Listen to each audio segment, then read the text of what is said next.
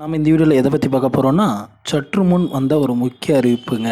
ஐயையோ! எல்லா பதவியும் போச்சுங்களே அப்படின்ட்டு பார்த்திங்கன்னா, நம்ம பன்னீர்செல்வம் இருக்கிறாருங்க. என்னங்க சொல்கிறீங்க அப்படின்னா, ஆமாங்க, கண்டிப்பாக என்ன நடந்திருக்கு அப்படின்னா, ஓபிஎஸ் தரப்பினர் பார்த்திங்கன்னா, இனிமேல் பார்த்திங்கன்னா, எந்த அதிமுக சம்பந்தமான எந்த ஒரு இதுவும் செய்யக்கூடாது. அதாவது அவர்களுடைய கொடி, சின்னம் அந்த மாதிரி எதுவுமே அதிமுகவுக்கும் ஓபிஎஸ்க்கும் எந்த ஒரு தொடர்பும் கிடையாதுங்க. ஏன்னா அதிமுகவின் நிரந்தர பொதுச் செயலாளரான எடப்பாடி பழனிசாமி பொதுக்குழுவில் எடுக்கிற கடைசி அவர் என்ன முடிவு எடுக்கிறாரோ அதுதான் இறுதியானது. அதன்படி பார்த்திங்கன்னா அவர் எடுத்த முடிவு ஓபிஎஸ்ஸை பார்த்திங்கன்னா கட்சியை விட்டு வெளியே நடப்பு பண்ணிட்டாருங்க. ஆனாலும் பார்த்திங்கன்னா ஓபிஎஸ் நாங்கள் தான் அதிமுக, நாங்கள் சொல்கிறத தான் கேட்கணும், நாங்கள் தான் ஒருங்கிணைந்த அதிமுக அப்படின்லாம் சொல்லிட்டு இருக்காருங்க.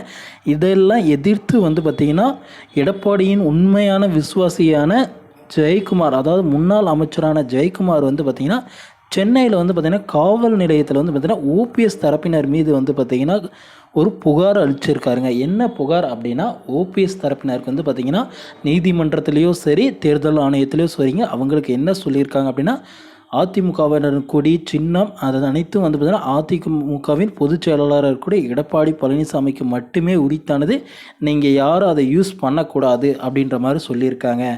ஆனால் அவர்கள் பார்த்திங்கன்னா முறைகேடாக தேர்தல் ஆணையம் சொன்னதும் கேட்கல, நீதிமன்றத்தை சொன்னதும் கேட்கல.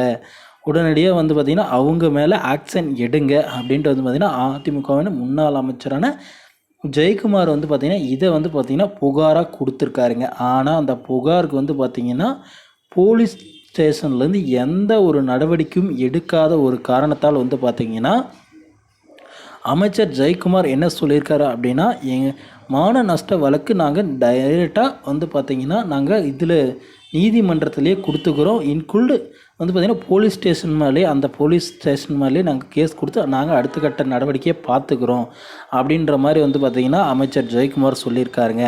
அதனால் பார்த்திங்கன்னா இனிமேல் பார்த்திங்கன்னா இன்னமும் பார்த்திங்கன்னா ஸ்டெப் எடுக்கலை அப்படின்னா கண்டிப்பாக அந்த ஸ்டேஷன் ஆய்வாளருக்கு ஏதாவது ஒரு பாதிப்புகள் அடையும். அதனால் பார்த்திங்கன்னா உடனடியாக அந்த ஆய்வாளர் பார்த்திங்கன்னா